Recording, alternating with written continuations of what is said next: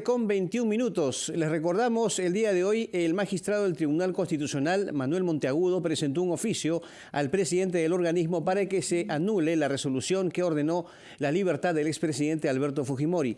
Resolución que fue firmada por 3 magistrados, entre ellos el doctor Gustavo Gutiérrez Tixe, a quien tenemos ya en la línea telefónica y le agradecemos, por supuesto, por su amabilidad. Doctor Gutiérrez, muy buenas tardes. Buenas tardes a todos los oyentes de RPP. Buenas tardes. Bueno, a ver, ¿cuál es su primera impresión, doctor Gutiérrez, respecto a este oficio de su colega Manuel Monteagudo pidiendo que se anule esta resolución en una reunión de pleno?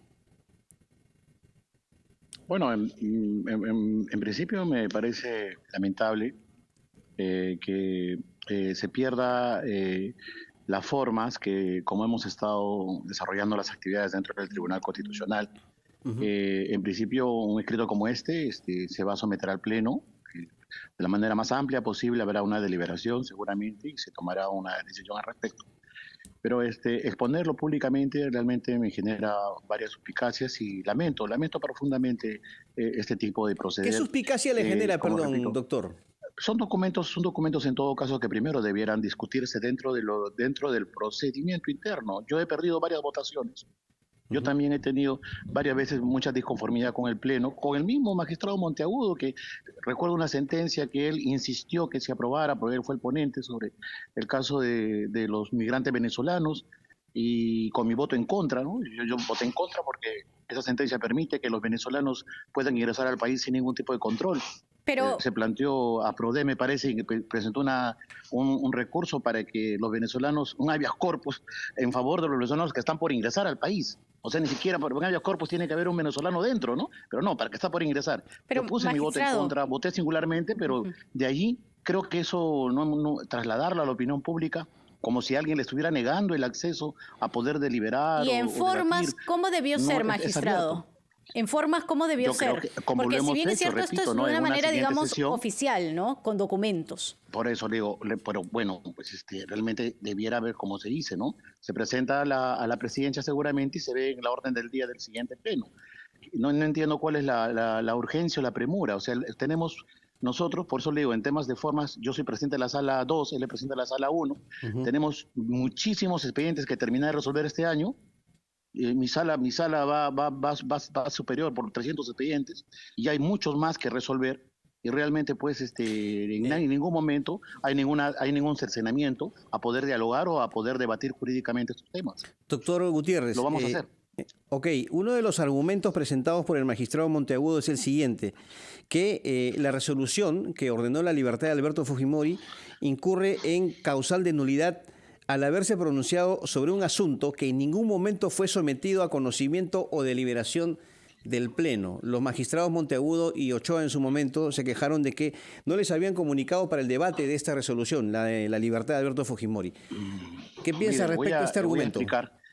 Por eso, que realmente, no sé, me sorprende, quizás no haya una buena asesoría para el magistrado Monteagudo, me sorprende lo que viene señalando, porque, repito, en principio un recurso de nulidad pues usualmente es una herramienta para las partes. O sea, en toda la teoría procesal un recurso de nulidad tendría que haberlo planteado pues alguna de las partes procesales. O sea, que un juez plantee un recurso de nulidad ya de por sí es bien extraño. Pero vamos a suponer que hay alguna fórmula de nulidad de oficio. Esos son los mecanismos que al final de cuentas se ha empleado básicamente en los tribunales constitucionales o aún los tribunales precisamente para poder utilizarlo como móviles políticos. Pero doctor, ese argumento que él señala... que, por ejemplo, déjeme explicarle, sí, ¿no? Por ejemplo, en el caso de un magistrado al final que tuvo una enfermedad, que estuvo en coma, y luego después se quiso revisar su voto, su sentencia, porque al final el magistrado Eloy Espinosa decía que él no dijo lo que había dicho. Y eso todo generó todo un grave problema que inclusive llegó hasta unas infracciones constitucionales. O sea, me parece en principio bastante insólito que se planteó un recurso de nulidad por un magistrado. Doctor, entiendo. Y sobre el tema de fondo, el tema de fondo le explico. Sobre el tema de fondo, mire, fíjese, le voy a contar algo también histórico.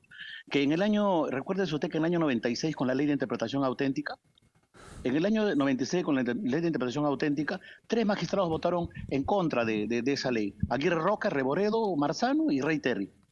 Pero doctor, permítame, lo que pasa es que, disculpe, doctor, porque es lo mismo. Lo que pasa es que yo quisiera centrar el tema porque usted sabe que el tiempo aquí es tirano en radio y televisión. O sea, por eso, el argumento del doctor Monteagudo es que el Pleno del Tribunal Constitucional, todos debieron ver esta resolución que liberó Alberto Fujimori y no solamente 3. Ese es el punto concreto. Déjeme explicarle que en el caso de la ley de interpretación votaron 3.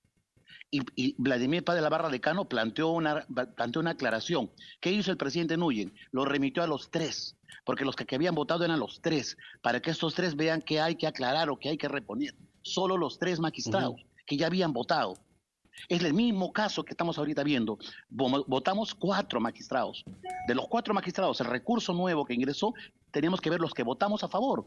No tiene nada que ver el señor Monteagudo ni el señor Ochoa porque no votaron. Como en el año 96 no tenían nada que ver los magistrados Núñez, Acosta, Díaz Valverde ni García Marcelo. Ya. Sin embargo, ¿sabe lo que ocurrió más bien? Que en esa época lo que utilizaron estos señores, precisamente en razón de que los señores de la oposición en ese momento del fujimorismo, utilizó esto para poder acusarlo constitucionalmente y luego después destituir a los magistrados Aguirre Roca, Reboró, Marzón y Reiter. O sea, ese tipo de prácticas, nuevamente vamos a hablar en el país. A ver, el tribunal se ha pronunciado correctamente.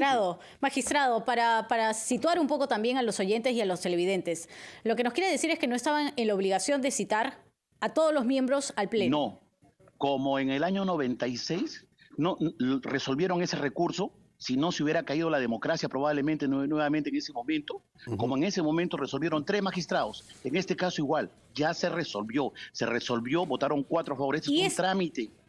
Y además, por cierto, lo que dice el señor Monteagudo también no es cierto. ¿Por qué? El señor Monteagudo en la primera decisión hizo un voto singular de 50 páginas pronunciándose sobre el fondo cuando no había ninguna discusión sobre el fondo. Y sin embargo, por la tolerancia y el compromiso democrático que tenemos en el Tribunal Constitucional, bueno, pues respetamos sus 56 páginas aproximadamente de su voto que habla sobre el fondo cuando todo el colegiado se pronunció sobre la forma. ¿En qué podría quedar, digamos, esta solicitud entonces de que no fueron incluidos los magistrados Monteagudo y Ochoa? Pero es que, por eso digo, yo le invoco que revise la ley al señor Monteagudo, al magistrado, a mi colega, que creo que le está cometiendo un grave error en tratar de forzar una decisión que ha sido legítima y que en todo caso tiene todo el derecho de poder debatir nuevamente los temas si lo considera. Y vamos a volver a debatir porque hay dos recursos más en los cuales en su momento se pronunciará el tribunal. Pero en este momento, el colegiado en su mayoría considera que este caso ya se resolvió. Se verá en las próximas semanas. Ahora, como es cierre de año, estamos muy preocupados en resolver la inmensa cantidad de procesos que tenemos, sobre todo de personas que requieren la sentencia del Tribunal Constitucional. Doctor, otro argumento muy concreto para terminar. Otro argumento del doctor Monteagudo es el siguiente, que por decoro, en ninguno de estos casos, de los 2 autos o resoluciones, correspondía votar a magistrados que ya se habían pronunciado al respecto, o sea, ya habían manifestado, diríamos, su opinión respecto a una libertad para Alberto Fujimori que al final se concretó. ¿Qué responde usted ante ello? Ese magistrado soy yo. Sí, claro. Y yo me abstuve de participar. Yo solicité mi abstención y me aprobó. Nuevamente se pidió que yo retornara porque estamos solamente con 6 magistrados para poder darle mayor legitimidad a las decisiones del tribunal y se admitió mi reincorporación. El pleno del colegiado admitió que yo retorne a participar en este debate. Entonces, por eso es que he participado y finalmente mi voto no incide porque acá bastaban 3 votos para poder declarar la validez de la sentencia y han habido 4. Bueno. Y repito, en materia constitucional, y también es un tema que el señor Monteagudo parece que no entiende claramente, los magistrados no deben abstenerse.